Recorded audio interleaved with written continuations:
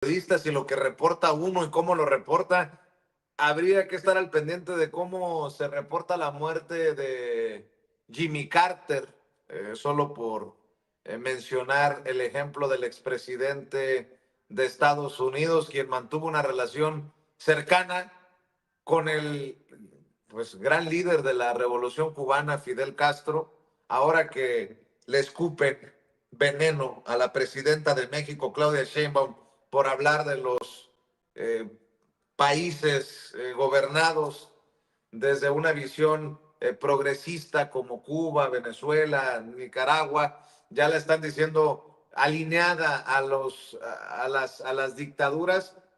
Pues, ¿qué pudieron haber dicho de Jimmy Carter? ¿Alineado a las dictaduras, querido Jaime? ¿O qué? Porque hasta compartió con Fidel Castro partidos de béisbol.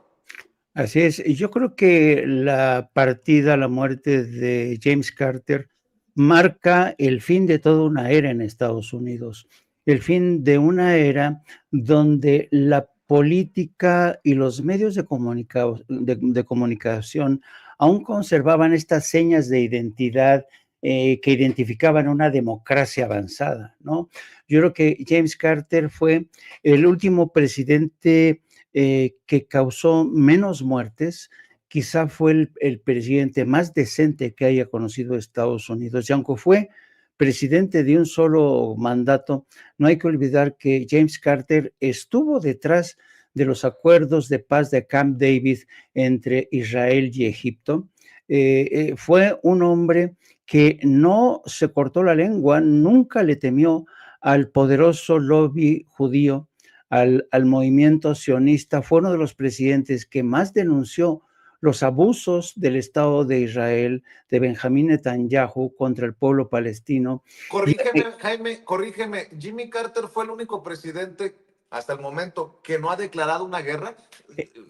Nada más corrígeme si estoy equivocado. No, exacto. Y de hecho, por eso, una de las preocupaciones que mantenía James Carter, su gran preocupación era pasar a la historia como un hombre defensor de los derechos humanos e impulsor de la paz. Esa era la gran preocupación. Por eso, precisamente, James Carter sucumbe a reelegirse en el cargo, porque acuérdate que James Carter sucumbe cuando él trata de resolver la crisis de los hostages, ¿cómo se llama? De rehenes, de los rehenes, sí, en la embajada de Teherán.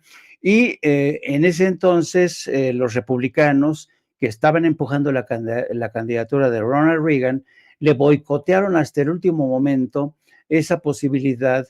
Y claro, estaba el problema de la crisis petrolera causada precisamente por esta crisis, y la crisis petrolera y la inflación hizo que su popularidad descendiera, y esto lo aprovecharon los republicanos. Le dieron un golpe de mano los republicanos con la ayuda de los servicios de inteligencia y frustraron el arreglo de los rehenes en la embajada de Estados Unidos en Teherán.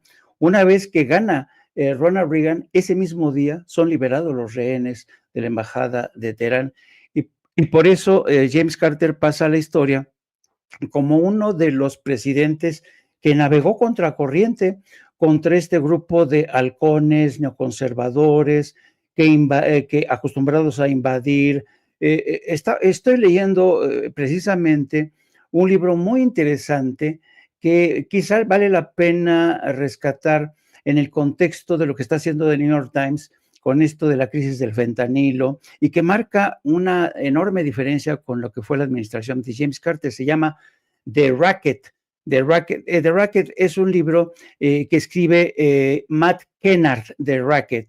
Bueno, este libro es un recuento de todos los golpes de Estado, de las operaciones encubiertas, de cómo la CIA trabaja para ir sembrando información manufacturada, precocinada, a través de los grandes medios, preparando el terreno, allanando el camino a una intervención de las Fuerzas Armadas de Estados Unidos, golpes de Estado, cómo se apalancan en los aparatos de justicia, en la prensa, lo mismo propia que la extranjera.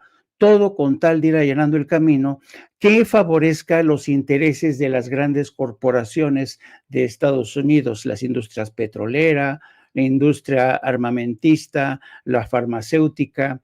Y es fascinante leer este libro, que no es, por cierto, el primero que se escribe sobre esto. Hay otros, muchos libros que se han publicado sobre el modus operandi de Estados Unidos, que vale la pena releer en el contexto de lo que está haciendo The New York Times, publicando información que contiene medias verdades y al mismo tiempo va de alguna manera extirpando otras partes de la verdad, como es el caso del reportaje que estamos viendo hoy en el New York Times, donde para nada mencionan la operación encubierta de Estados Unidos para secuestrar al Mayo Zambada. Dicen solamente que la violencia, la guerra estalló entre los mayos y los chapitos de septiembre pasado. Solamente le mencionan eso. Ahora, a mí me gustaría muy mucho, y esto es una recomendación gratuita que les hago yo a las reporteras del New York Times o al New York Times. ¿Por qué no, señores del New York Times, se lanzan ustedes a hacer un reportaje de la misma manera que están haciendo, poniendo el gran angular sobre, por ejemplo, este hombre que está cocinando?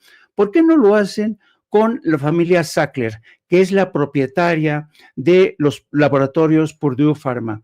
Se han hecho documentales, se han hecho películas de esta familia, la Purdue, de los Sackler, que son los dueños de los laboratorios, que han llegado a acuerdos con el Departamento de Justicia para indemnizar por separado las muchas demandas que les están lloviendo. Pero yo no he visto en The New York Times un reportaje amplio sobre la familia Sackler, sobre los movimientos que han hecho a través de sus abogados para tratar de alcanzar acuerdos con el Departamento de Justicia. A mí me merecería mucho la pena un gran reportaje sobre la familia Sackler, que fueron los responsables de detonar la gran crisis de la oxicodina, del fentanilo. ¿Y sabes por qué no lo hacen? Porque todo el mundo le tiene miedo a la familia Sackler, porque la familia Sackler es la donante de universidades, periódicos, es la gran donante de fundaciones, de museos, tienen un enorme poder. ¿Cómo no se atreven con la familia Sackler, pero sí se atreven con el pueblo de México? Qué valientes estas reporteras que narran su intrincada aventura cuando estuvieron agazapadas en una habitación de hotel, cuando vieron, por cierto, una camioneta con 5 cadáveres ahí. No, no, no, no, no, te aseguro, Vicente, que dentro de poco les van a comprar los derechos en Hollywood. Lo que sí está para Hollywood, hay que decirlo con todas sus letras, es el segundo escape de Puente Grande. Estaba leyendo esta nota, no sé si tú tengas información, más detalles, Paco, pero me parece increíble, ¿no? De esas historias que dicen uno solo en México. ¿Puente Grande no fue donde se escapó el Chapo Guzmán en algún momento, Paco? Ah, Vicente, sí, sí, déjame decirte, y nada más antes déjame cerrar porque vale la pena nombrarlo a propósito de todo lo que las barbaridades o declaraciones bárbaras que ha hecho el presidente electo de Estados Unidos y que en 22 días va a tomar posesión Donald Trump.